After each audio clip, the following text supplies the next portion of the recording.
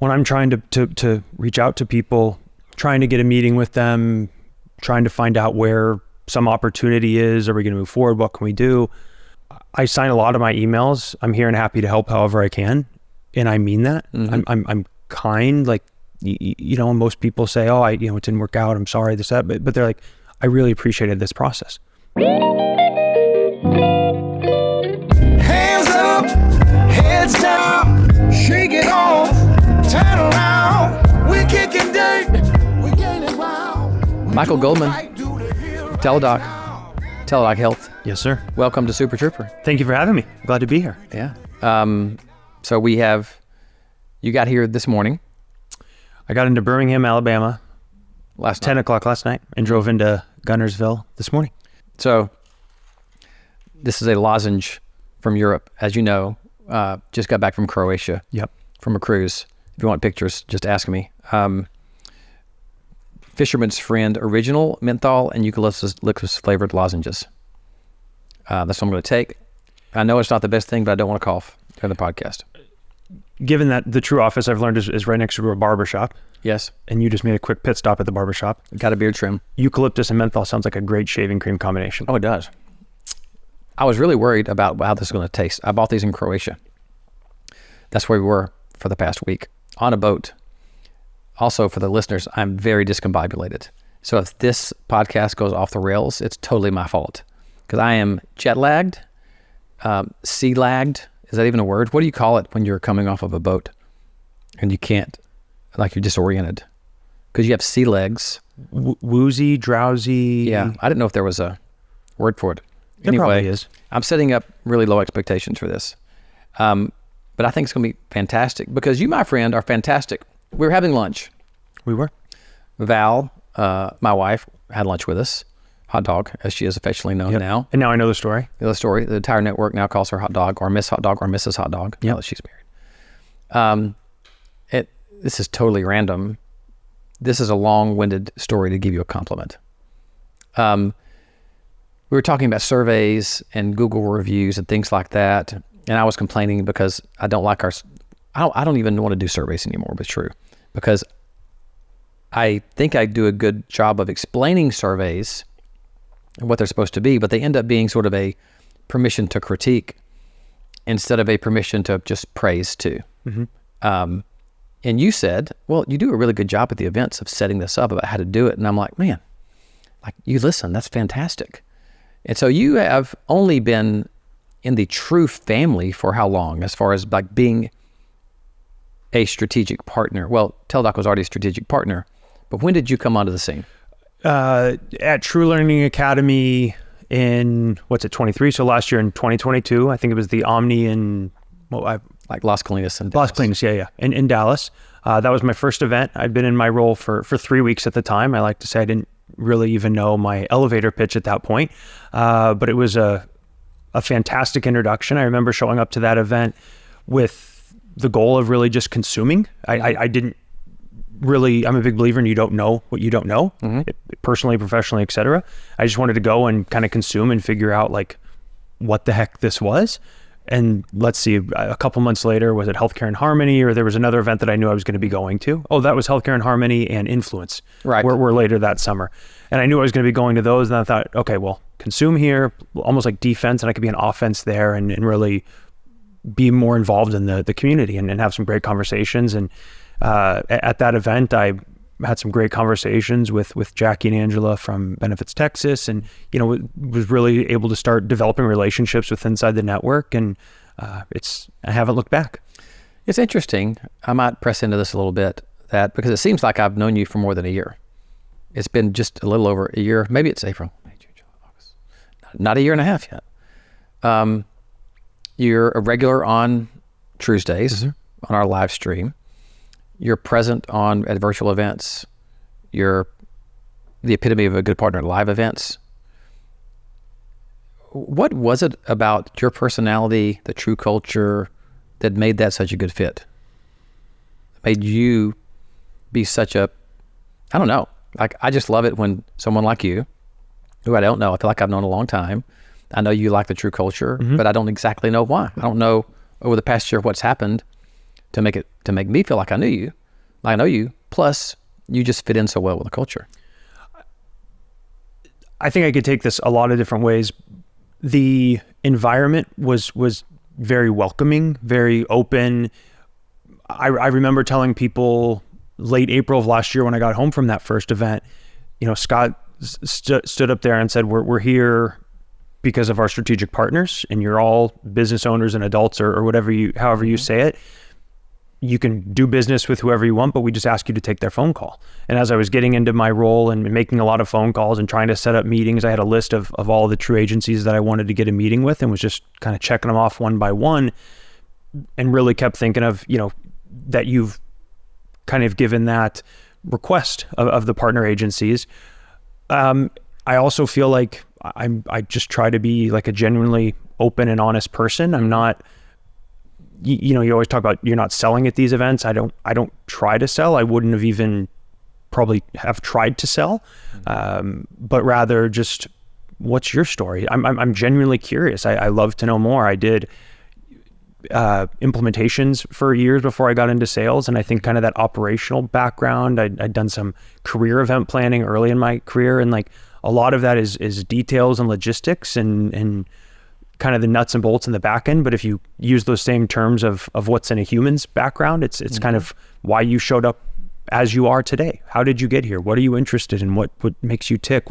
And I want to care. Like, the products are the products, whatever. Yeah. We can talk about that later in a relationship. But if you don't take my call, we're not going anywhere. So let's get there. There's two parts of that I think I want to talk about. One is curiosity. The other is you not being a salesperson all the time in your whole career, but the curiosity first. Mm-hmm. The last episode we released was with Renewal with Dylan Honeycutt and Ryan Davis, the principals at Renewal. And we talked about curiosity a fair amount during one portion of that show. Have you always been curious? Is it something that you developed as you've gotten older and you realized it's good for business too? Or are you just naturally curious? I think over the past few years, I've realized that curiosity can be an asset in business. Looking back, it's always something that I've always been curious. I've always wanted to know kind of how things work, not necessarily in a mechanical or a technical aspect, but just what's going on in the background. How did that come to be? I also think lost my train of thought. That's okay. I just had a good thought. We're going to come back to that. Okay. I just realized your name is Michael Goldman. I mean, I knew that, but that's not what I realized. But you go by Michael, not Mike. Mm-hmm. But I always like to give people nicknames. I don't know why I do this. Okay. But like Brit is somehow, I just said Britopotamus one day and it came out Valis Hot Dog. And like, you could be Mike G. Like as in the Beastie Boys have Mike D. Right. You could be, I'm Mike G. I think we should do something where you say like, I'm Mike G and I get respect. Do you know that song? Yeah, I've got Chuck and Mike D to my dismay. Okay, see? I've got that in my head right now. So when now, you're saying that. Yep. Has nobody's ever said Mike G to you? I get Goldie. Yeah. I've most of the time there's another Michael in the office or right. Mike. I get Goldie, MG. I'm not usually Mike G. That's why I like it. I like to give people nicknames that nobody else does. Right. I'm not Mike, but I'm not Mike G. Not, Mike G is different than just Mike. Agreed. By the way, my brother's a Michael, and he's a Michael, but he's got one segment of his friends that call him Mike, like his musician friends. Got it. But he's Michael. But he's not as much a Michael as you're a Michael, because nobody calls you Mike. No. But people might now call you Mike G. I would love that. I actually did, Britt, I know you're surprised about this too. On this cruise I was on in Croatia, we, like Liz Freyer Thompson now, she and her husband Ethan put this together kind of for her 50th birthday, but there were a fair amount of, I calculated there were 7% of my clients on board. There's like 81 true agencies, and there were like 6 or 7 true principals on there. And there was karaoke almost every night, of course, because of Liz. And it got to the point where, so typically at a true event, I've done Miss New Booty. That's kind of like everybody just like, It's like tradition now. Okay. I think it's played out a little bit, but I still get asked. But because this was a new crowd, and not exactly a Miss New Booty crowd, really. There were a lot of people who knew like that era. The true side might. You mentioned that there were Yeah, but even that, it was like there was it was interesting. There was like an old group and a younger group on the cruise, and I felt like I'm like the gateway to each group.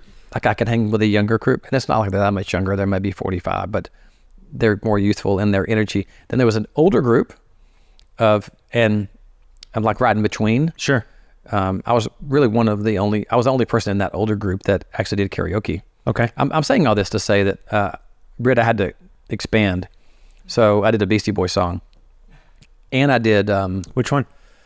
Well, this is good because this is tip for the people. I thought it would be a good idea to do Paul Revere because it's just such a fun song. Great bass line. But there's not like a sing-along part to it. Like there's a couple of like places where the crowd would put emphasis. Mm-hmm. But then also the way the karaoke app on the phone was, it wouldn't bring up the next verse until right when it was time to say it. Oh, sure. Very challenging to do it that way. But then I followed it up and did Young MC Bust a Move. Okay. Which was a crowd pleaser because I know it, and so it was easy to do, and it's really fast, and people could do the chorus. Right. I felt that was important to share with everybody. I'm going to jump back in. Let's go back to a little bit about you. Sure. Where'd you grow up? Born in Phoenix. Which is where you are now, right? Which is where I am now. Okay. I've been in Phoenix since 2015. Okay. Grew up in 6 to 18. I was in Southern California, the Laguna Beach area. 6 to 18. Mm-hmm. So almost all your formative years. Yep. All of school was in kindergarten through high school was there. That's got to be a weird, sheltered.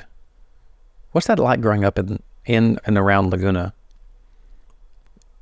Respectfully, it's not somewhere that I would want to live again. Mm-hmm. And it's a beautiful place to visit. My sister and her family still live there, but I don't feel like it's a great.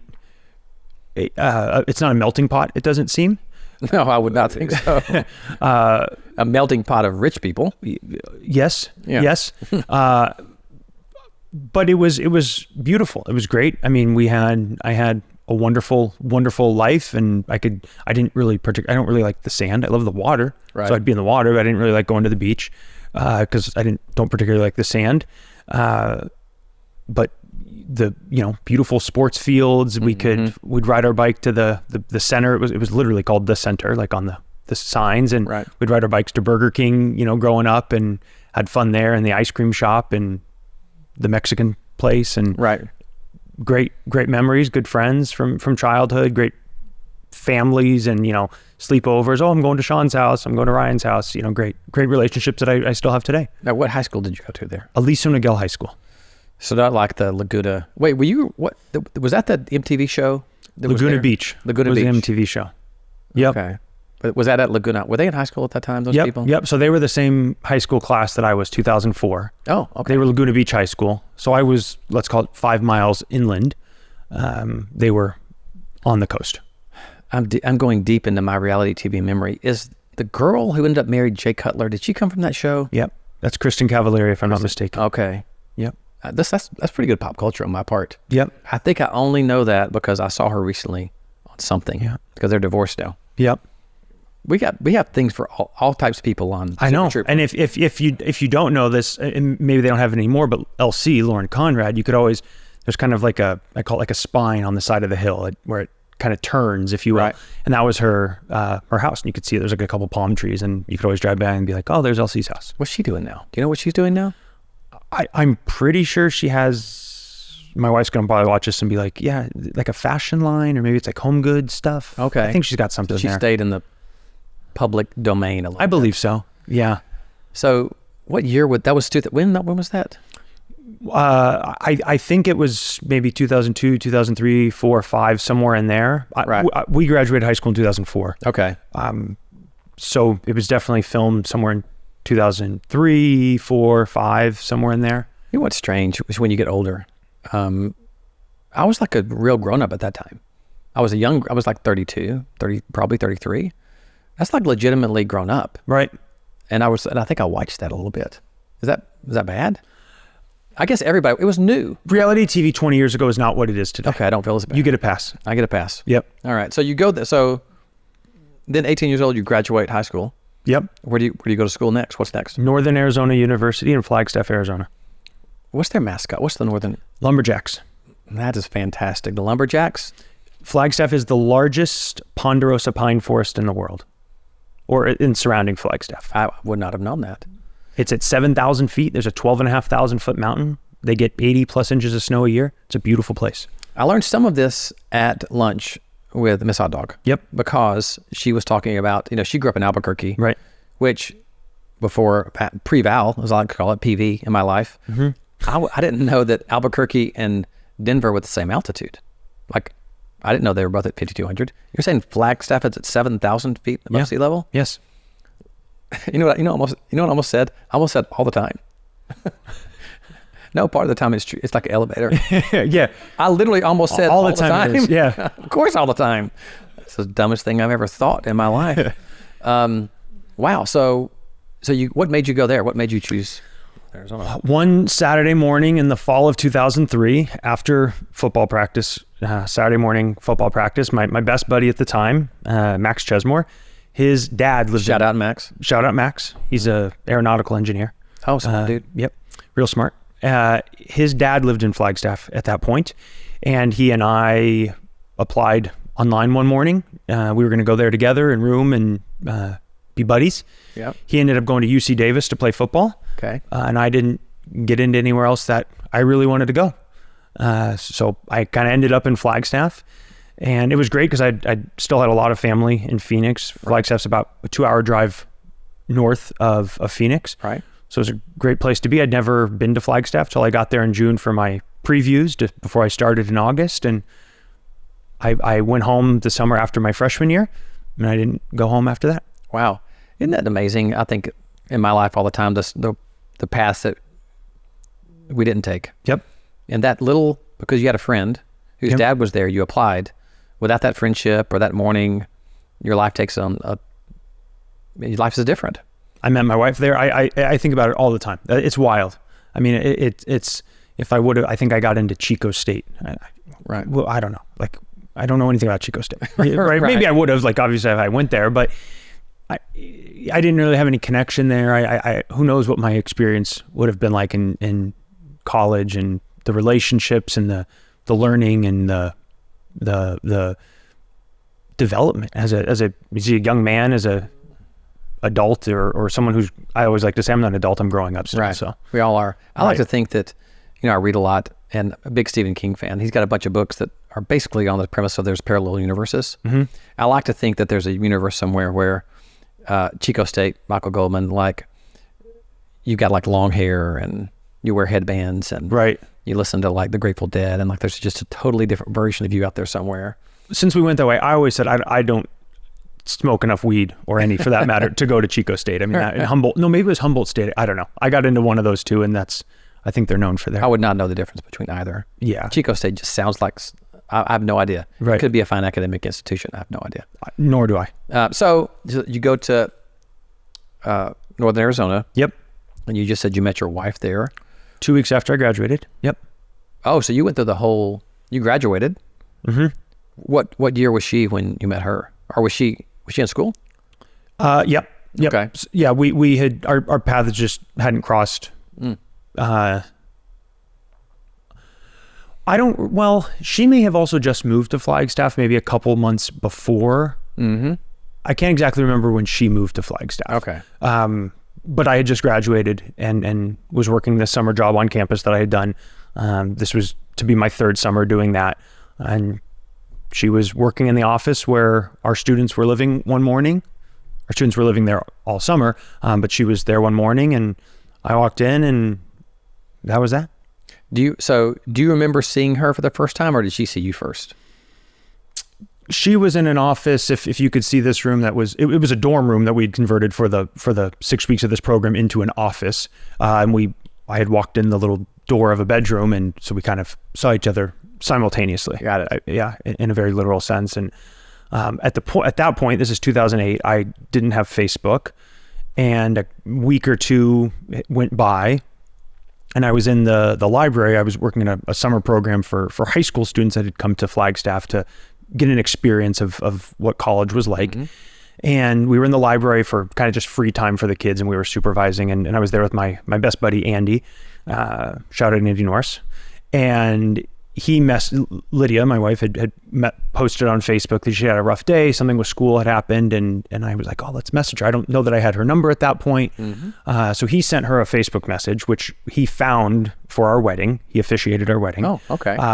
And sent her a message from me and said, hey, let's go out tonight or tomorrow, whatever it was. Signed Michael. And we went out.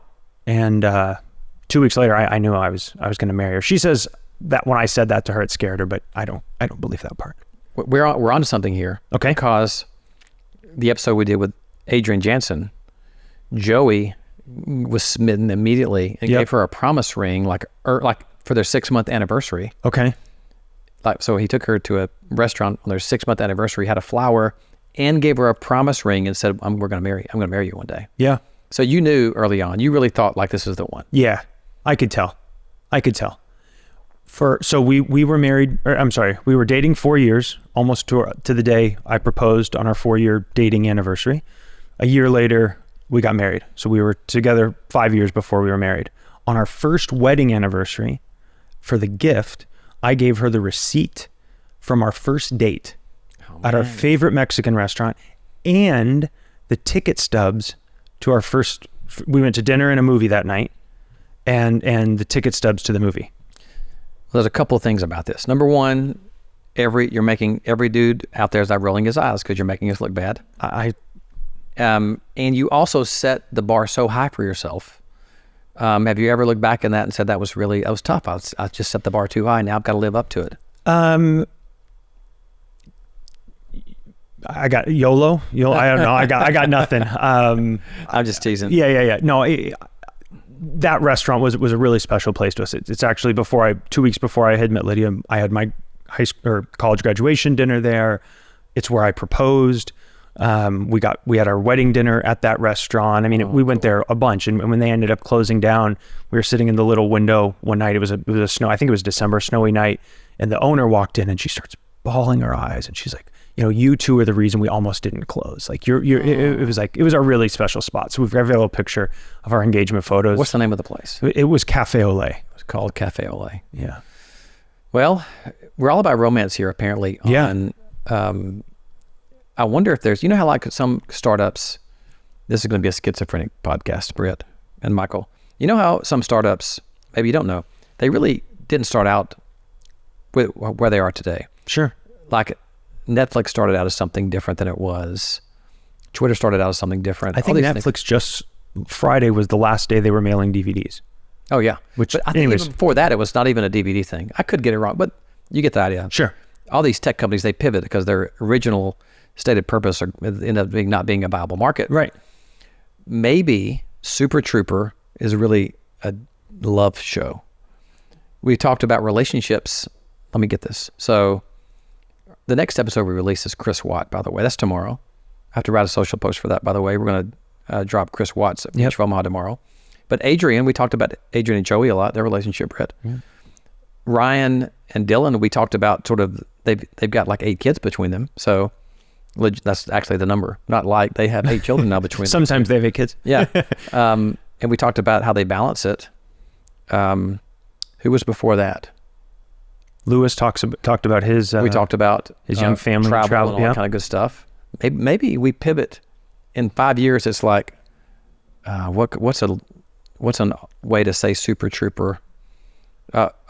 True Love. We actually have a podcast called True Love, and we just talk about flip those headphones upside down into a heart. Yes, exactly right. Yep. By the way, I'm just looking at the Super TRUEper logo. If you look at the space in between the headphones, it looks like an alien. Do you see that, Britt? Oh, yeah. You can't unsee that. You can't. Sorry, everybody. Yeah. Okay, we're going to jump back into this is about you today. It's not about us, Michael. So now you get married. What year were you married? 2013. That just seems like it's yesterday. That's 10 years ago. That was 10 years ago. Have you had your 10-year anniversary? We did in May. Happy anniversary. Thank you. Lydia Marie, happy anniversary. Yeah. Got back from Healthcare and Harmony Yes. on Thursday or Wednesday. Mm-hmm. And we went to Cabo on Friday. Wow. That week back in May. Yeah. Fantastic. What does Lydia Marie think about True, by the way? She was very thankful for an event like, this isn't a plug for Oasis. She was. You can say it's a plug of Oasis. I don't care. She was very thankful for an event like Oasis where she could participate and kind of get a taste, a feel of what I do. Mm-hmm. She's envious of my job, Right. Or my boys think when Daddy goes on a trip, that means I'm going golfing, Right. Which Right. it's partly true. Mm-hmm. But she's happy that I'm fulfilled. There's great relationships. I mean, we spent in Oasis some good quality time with a couple of partners and just had great conversations. And, they were like, come and visit us whenever you want. We'd love to have you. And she's also an amazing human being, which, yeah, of course they said that because she's incredible. It's one of the weird things that's happened. There's been a couple of things that have really been fantastic about True that have not been really planned. Like we intentionally said we want spouses and partners to come to Oasis, but I don't think I realized how important it was going to be. Not just to have spouses there, but we travel so much that to have a spouse or a partner come and be like, oh, you're around good people. I get to meet their families, children sometimes. It's really meaningful. It just humanizes everyone even more. I mean, the business portion of what any of us do is a small portion of our lives. And for many of us, we're working to provide for our families or to teach lessons and instill in them things, right? And I think about that a lot. Like, what am I doing? Who am I doing it with? You want to be around people you like. Something I was thinking, what do I want to talk about with Scott? Something that Jesse said last year at Oasis of something with kids. And I always have some level of guilt when I'm leaving home and being away, but he was like, they need to learn that toughness of mommy has to leave, daddy has to leave, and what that means. They come home and you're teaching them. And I'm like, almost like a permission slip to go do this and be present here. I really try to focus on what am I doing now and being present in that. And I think, that's part of her being there is like, oh, I get, when you're there, if we don't FaceTime tonight, it's like, look, it ended. We went to the bar, we were having happy hour, but like, look how successful or not successful, important that hour and a half was, and why we only took 5 minutes to change clothes before we went out. Right. It's all part of that event. And you're really, making relationships that can last a really long time. Yeah, it's just so interesting that, the True events, we're going to take a pause there because I got to take another cough drop. I thought about the curiosity thing. That's back to me. If we do go back there, but we don't need to. We certainly don't need to. I mean, fighting back a cough. I should have got some water. I thought I was going to sneeze at one point, but it passed. Okay, so the last thing you were talking about was events and stuff.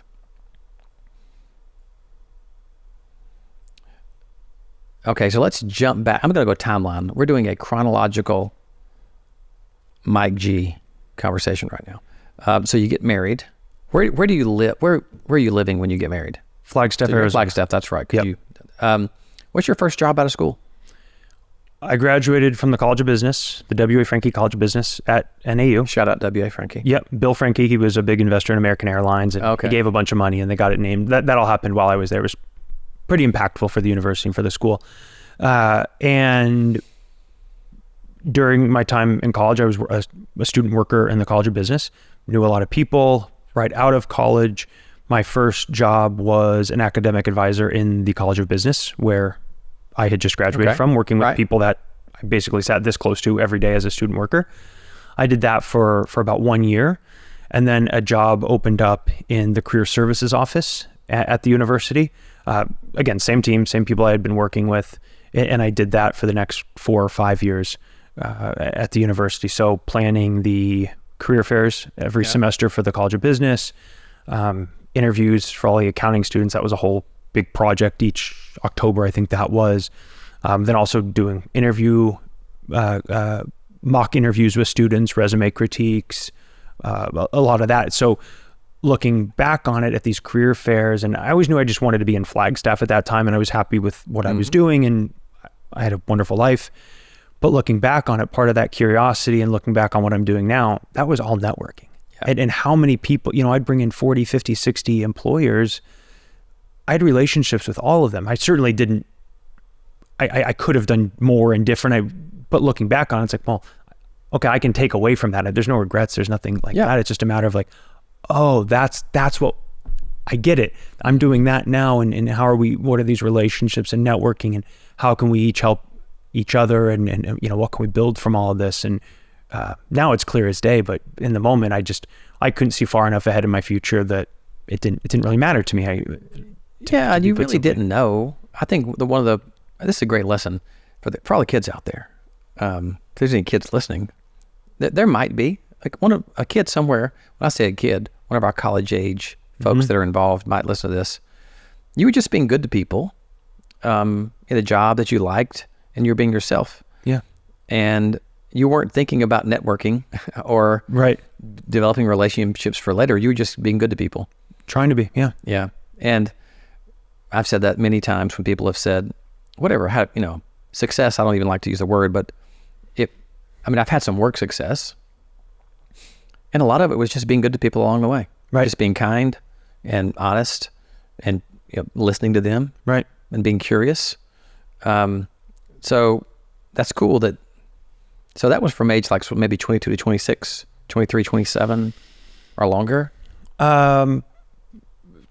Probably closer to 30. Yeah. Yeah, probably closer to 30. I could probably back into the numbers, but I like to say I've been benefits adjacent now for 8 or 9 years. Right. I'm 37, so probably close to 30. Also, I paid attention enough to know that you and Britt are the same age. Wait, when's your birthday? February 19th. Okay. Britt's is coming up. I might actually get a cupcake at Healthcare and Harmony. Ooh, how about that? Finally. Go to all these events, and all I ever wanted was a cupcake or a muffin, if that one event. But right. So for a few listeners who may not know this, we try to celebrate birthdays and anniversaries at every live event. Like if you come to an event and you sacrifice that, we try to give you a cupcake and sing to you. All right, that's going to be good. So now you're around 30. Where did you go and why? What's the next step in Mike G's journey? So at this point in my journey, my wife got into nursing school. Mm-hmm. That took her to Phoenix. I was still in Flagstaff. I was going back and forth a couple times a week, but luckily the small startup I was working for at this point, so I left NAU. I've been at this startup now 6-8 months, was moving their office from Flagstaff to Phoenix. So I was helping to get that office opened, going back and forth a couple times a week, and it was okay. She was busy in school, and it was just like, in the moment it seems like, oh, this is such a big deal, and obviously you had a long distance relationship, not ideal, but then you're over it and you're like, oh, that was just a blip, and it feels small. But I was doing kind of HR, payroll, setting up a benefits plan at that point, and I had the opportunity to, we actually moved our broker of record to Zenit, and I really enjoyed that process. And when I moved to Phoenix for a couple months, I wasn't working, and there was an opportunity to work on the implementation team at Zenit, and I had loved that and started there, and didn't look back. It was I believed in the product. It was a exciting time to be there. I don't think I've ever, especially not at that point, done something that was, it felt like a really collegial environment. Right. It was, I always compare it to, it felt like the finals week in the library. Right. Everyone's head down, working really hard. But if I tapped you on the shoulder, Scott, can you help me with this? What's up, Michael? What can I do for you? And there's, let's help each other. Let's get better. Right. It was a really cool experience. And then, doing implementations at that point, about 6 months later, I moved into a sales role, got licensed, and was working with new groups, Virgin Groups, No Insurance, some out of like Y Combinator and some of those small startups from Silicon Valley. Help them build out a benefits plan, implement it through the Zenefits platform, get them through underwriting, and that was that. I'm trying to think when I first heard the Zenefits name. And it wasn't from Liz Freyer. She gets 2 shout outs on this because she had a lot of fun with sort of, I think she kind of stalked Parker Conrad for a while on LinkedIn after he made the milkshake comment, the infamous, "We're going to drink your milkshake, brokers." Like, he was very aggressive towards brokers at that time. I'm trying to think, we sold our agency in 2013, 14, so probably around 2014, 15. When did the company start? I think it was real late 12. Okay. Got bigger in 13, and then 14 was like, I think it was mid 15 that they got their biggest round of funding and hit the $1 billion valuation. I think that's the timeline. It was May. So around 14 or so, because I had left the company that had purchased our agency and was doing consulting work for another firm in Birmingham. It was in Louisiana, of all places, I think. And this company said, "Yeah, well, I think we're going to go with Zenefits." And I was like, "What is that?" And she was telling me, and she said, "I've actually got a call with them. Do you want to sit in on it?" And so I was like sitting on the other side of her desk as she was having that. And I'm like, man, they really found a need there. Mm-hmm. Like, they're addressing a need that brokers just were not addressing at all. Right. And they were commoditizing the benefits by saying, especially the small group side, like, we get the same quotes they do. Right. But we're doing all these other things. I was like, wow, that's hot. Mm-hmm. That's a good. And then, of course, things went bad at Zenefits for a while. I'm going to come back to that. But then you left Zenefits and came back. Is that right? Didn't you leave there and then come back to Zenefits? Yeah. So in June of 2016, there was a big office in Tempe, Arizona. And this was kind of your entry-level customer success people right out of college. There were brokers, sales. I mean, there was the whole gamut, implementation. Everybody was there. And they came in one morning and closed the sales office effective immediately, and offered severance, and that was that. And there was about 65 or 70 people in the sales org in Arizona at that point. Plenty of people still in San Francisco at the headquarters. And there were 5 of us that they offered to keep on for about 5 more weeks, or 6 more weeks. I stayed on until July 31st because no one in San Francisco was doing these new group sales. Right. So I was one of those 5 people. I feel really fortunate about that. Was able to continue doing what I really enjoyed doing, but it also gave me a chance to find a new job. And one of the women who I was working with had a relationship at an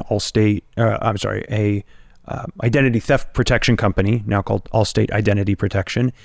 And she got a job over there in the sales role, and they needed more implementation people. And she called me, and luckily I had a job lined up before I was ever out of a job.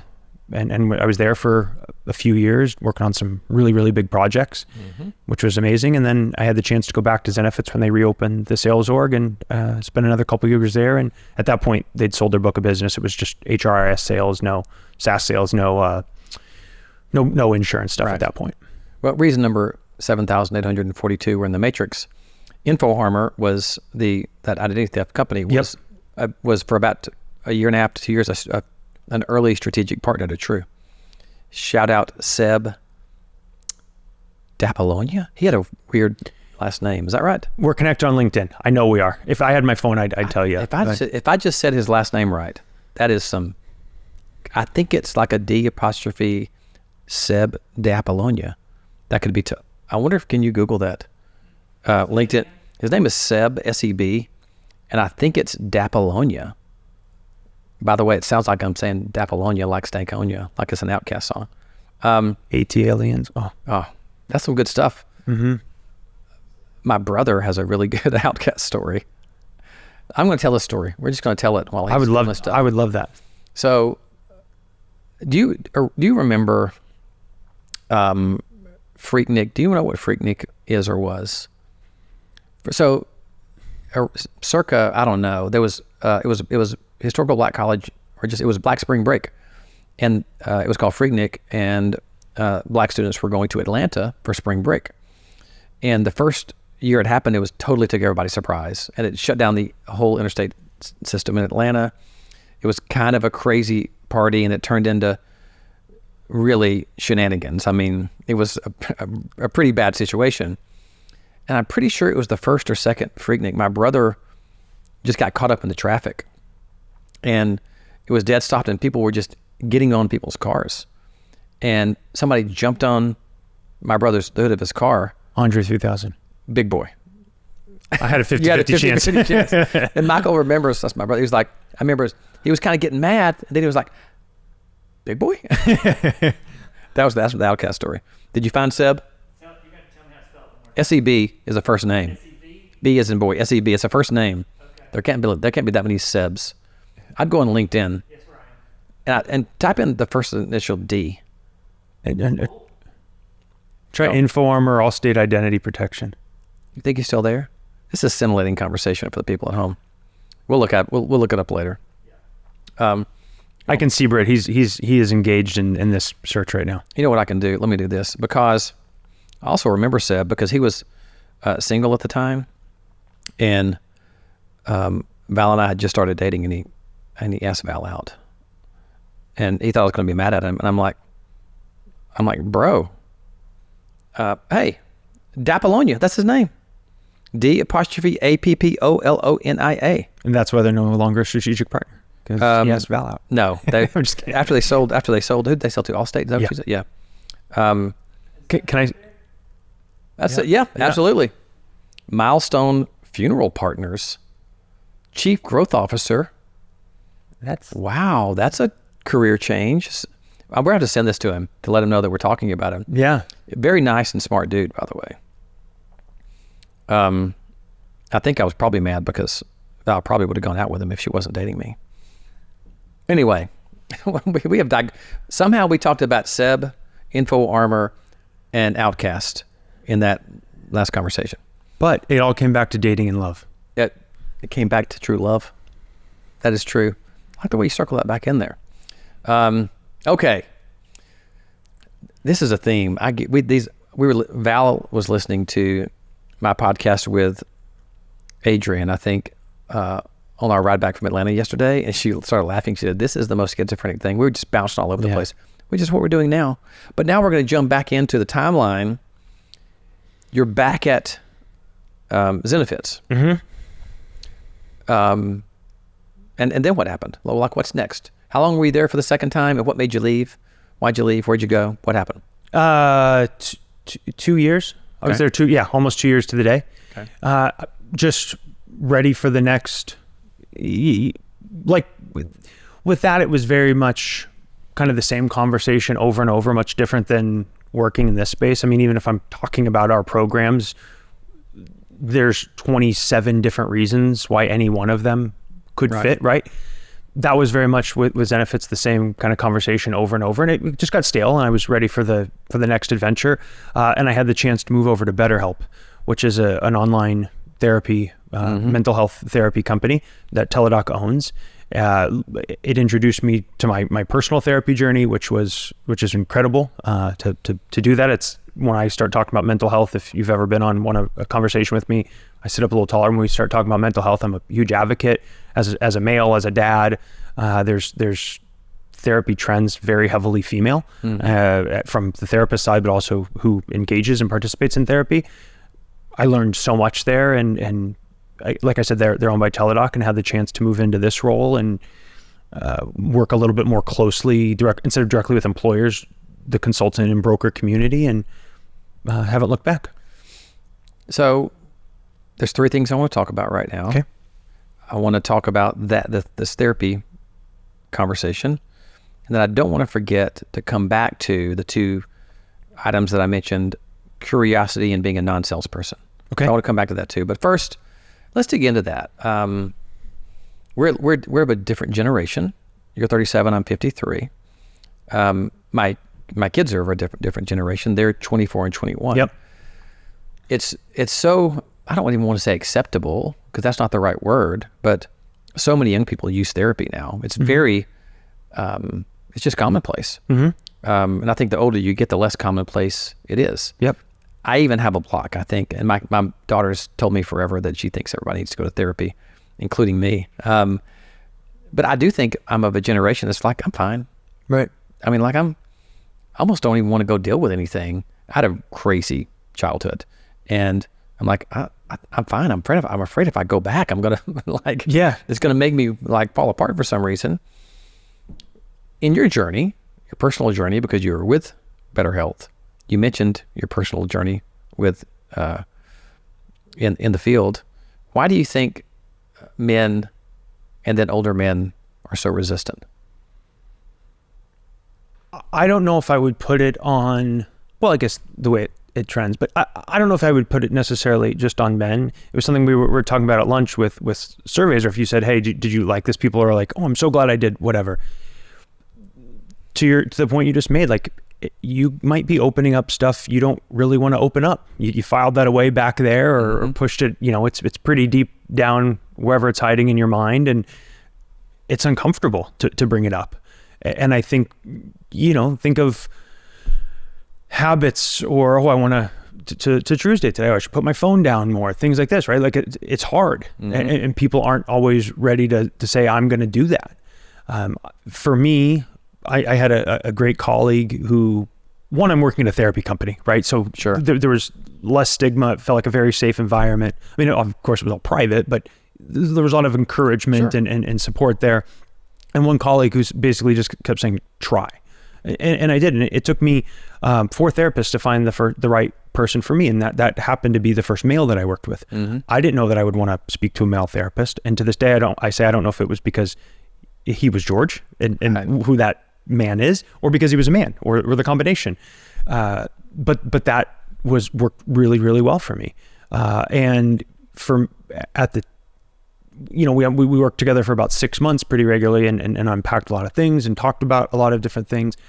But at the moment, I was feeling, this is also, this is like 2021, still pretty much in the pandemic. I've got like a 6-month-old at home, I have a 6-month-old at home. Like the world felt heavy. I think we were also going through maybe the elections at that point, or there was just like felt like there was a lot going on in my mind.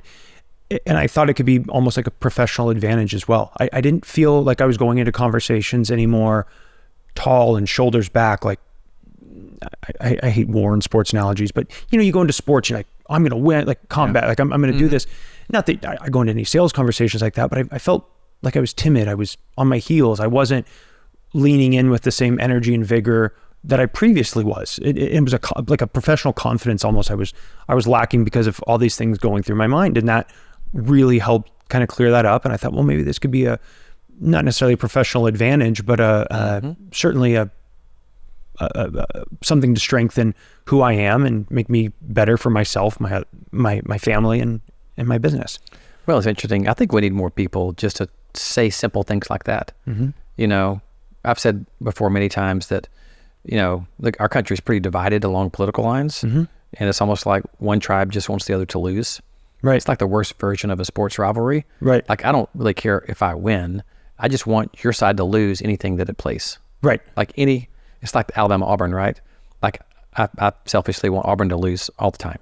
Like, I really do.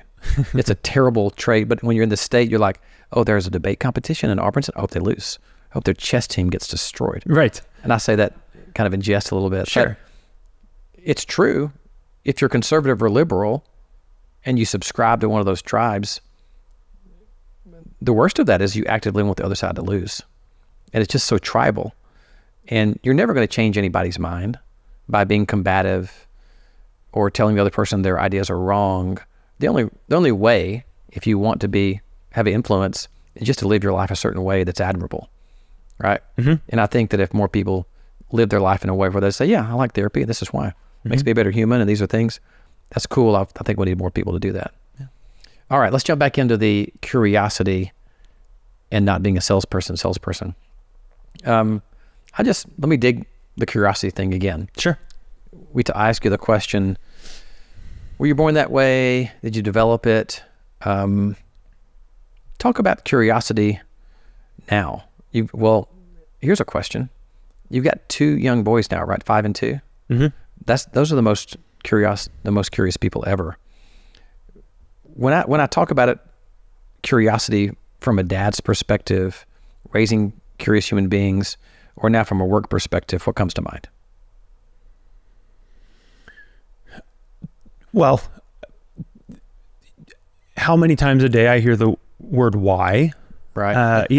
What does that mean? Or it's time to do this. Why? Or, asking them to do a certain thing. I forget what word I used the other day, but not,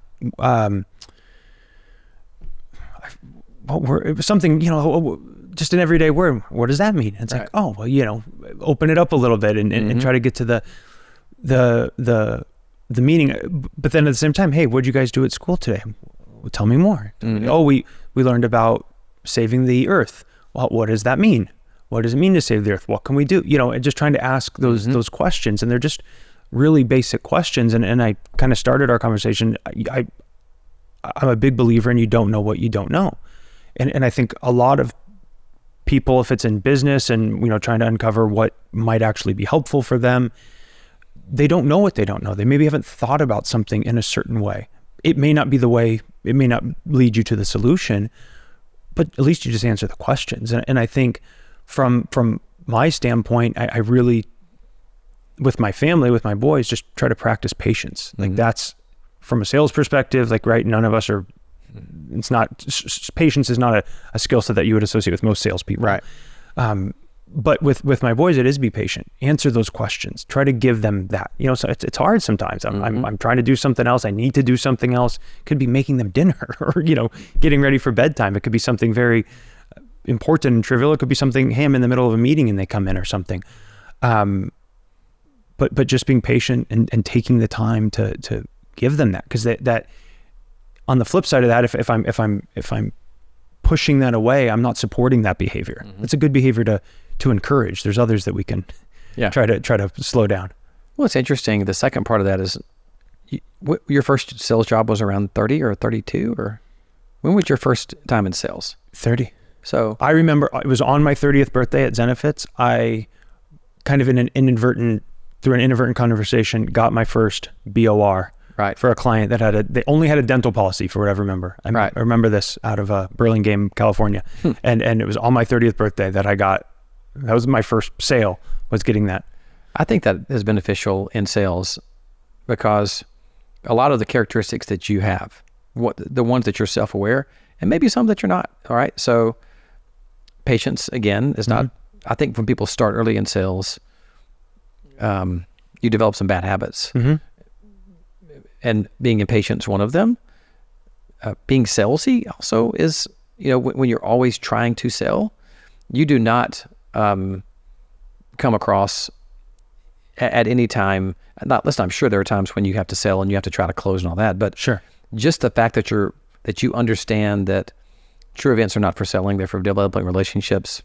The fact that you have a curious nature, like you really want to understand why people are doing things, regardless if it's about your product. Right. That's not a natural sales tendency. Right. I think it's an advantage, man, for you to, it probably was good that you did all the things you did before you got into sales. Yeah, I think so.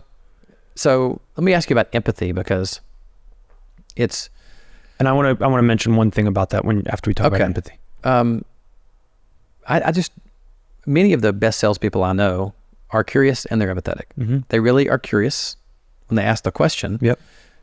And because they're curious to actually listen to the answer, and then they're trying to figure out a way to solve the problem because it's a pain point. It's not just a sell. Was there something about your upbringing, your experiences that created an empathetic nature? Do you think it's just part of your DNA? I'm just curious if any, I know this is sometimes hard to be self-reflective, but what do you think has made you an empathetic person? I mean, I don't know if I would pinpoint one specific thing. I know this year, a couple of years ago, for Father's Day, my mom put in the card, even from when you were a little boy, I knew you'd be a great dad one day. She's obviously a little biased. Sure. I like to think I'm a great dad. But there has to be some truth to that, right? Yeah. And so there must have been something that I did. I don't know. I also, none of us are, right now, is never in isolation. You took phone calls today, emails, texts, there's other things on your mind. There's other things that are important to you that you have to keep tabs on at any point. And I think it's just being aware that like there's more to you than what meets the eye. You know, there's a lot of famous people that have certain things have happened to them, or like, wow, they looked like everything was so great and happy, but apparently it wasn't, right? And that's like, whoa, that, you know, that just, there's a lot more going on, you know. I think, yeah. Well, so you lost your dad at an early age. I did. Around 18, right? Yep. And one of the things I know that you said sort of after it happened is you asked your mom, you're like, hey, do I need to go to work? Right? Like help support the family. Yep. I'm curious, looking back on that if that situation, how do you think that impacts how you are today? So that story, it was March 4th. It was 3:00 in the morning, kind of laying in the windowsill, my mom, my sister, and I in the hospital. Gonna get sad here for a minute. And my mom woke me and my sister and said, I think this is it. My birthday was, I think, literally 2 weeks to the day before this. I had just turned 18. My sister was 15. She was 15. And 15 minutes later or so, my dad was gone. With cancer. Yeah. And on a side note, last year, Jesse Itzler's conversation, I was bawling. I was sitting there crying very hard during that presentation. Luckily, I had Tony, my manager, behind me. He was giving me some water and tissues. But I was really hoping none of them went that route this year. And I said to her in that moment, I said, do I need to go to work tomorrow? And she said, no, we'll be fine. And that was kind of my first introduction. I remember my parents. I remember hearing the word Cobra. This is back in 2004. I remember hearing the word Cobra, and now knowing what that means and what maybe that did for them or for us, life insurance and those things. I forget the question. Empathy and who I am today. Yeah. So, you know, I remember 6 months, I don't know, 8 or 9 months later, my freshman year of college, I was interviewing to be a resident assistant for the next school year when I was a sophomore. And I brought up losing my dad. And I remember the two women sitting across from me, you know, they kind of got emotional. It was very fresh at that point. It was like 6, 7 months old. And I also then remember sharing it with my students, I was working with freshman boys, men, for the years after that. And I always kind of mentioned it. It was something I like to talk about. And some of this, I'm just kind of reflecting on this in the moment. One guy came up to me and he had just lost his mom like a few months before. I was like, wow, you know, so somebody, and probably somebody else had a loss too, and maybe they just didn't want to talk to me about it. But looking back on it, maybe just that honesty and like, here's who I am today. And this is the deck of cards that I was dealt. And we had the best family and childhood and memories. His last, last Thursday, what would have been his 73rd birthday. And so. It's interesting, man. I've, you know, on a previous podcast and in other conversations, I talked about losing my dad. I was 30, so it wasn't super young, but he took his own life. And me sharing that, I've lost count. Maybe there's 4 or 5 people who have, every time I've talked about it, someone has sent me a message, said, thanks for talking about it. Yeah. Because it creates, you know, some comfort, I think, to know that I'm not alone. Right.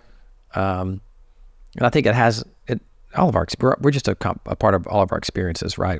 That makes us, you having that loss early at an age of 18, which is, I think, a unique time for a boy that's not yet a man, but people are trying to tell you, or you kind of think you are, but you're not. But and you're able to share about it. It creates vulnerability that you experience early on.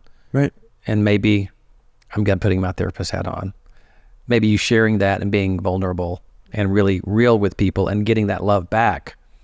I think it's a good example. Yeah. You know, that I've said many times before, people have asked me to talk about my upbringing, because to an outsider, it looks like I overcame so many challenges to have some sort of success, but I always had love. You know, even though, my parents divorced, lived with my dad who was an alcoholic, raised myself a lot. Really was with me a lot from ages probably, what's eighth grade? What age is that? That's like 13. Yeah. So 13 to 18 was doing a lot of things for me. Sure. Drove myself to get my own driver's license, because my dad was drunk and passed out on the couch. I went in and got his keys, drove to get my driver's license. Stereotypical stuff like he would show up drinking to a basketball game or a practice, cause embarrassment. But I think being able to talk about those things just creates, and what you realize is so many people went through so much junk. And it could be sadness or it could be tragedy and all those kind of things, but it creates this like, all right, we're kind of all in this world together. Yeah. Right. And it's, for whatever reason, it's made you a good human. I mean, I'm talking to you, Mike G. It's made you a good human, a good dad. Someone said to me, I've got a couple of like quotes that I really love.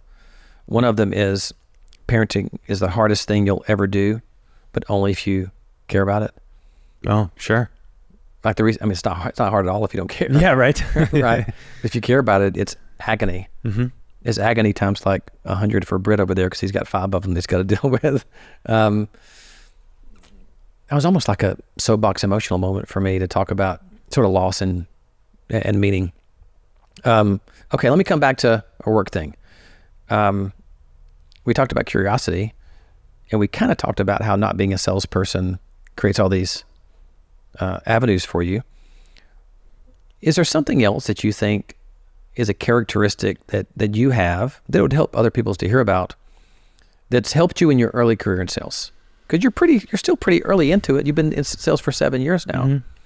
Is there something else you think that's been important for you in addition to curiosity, empathy? And this could be a really traditional sales thing, but what else do you think has been important for you to have had some success?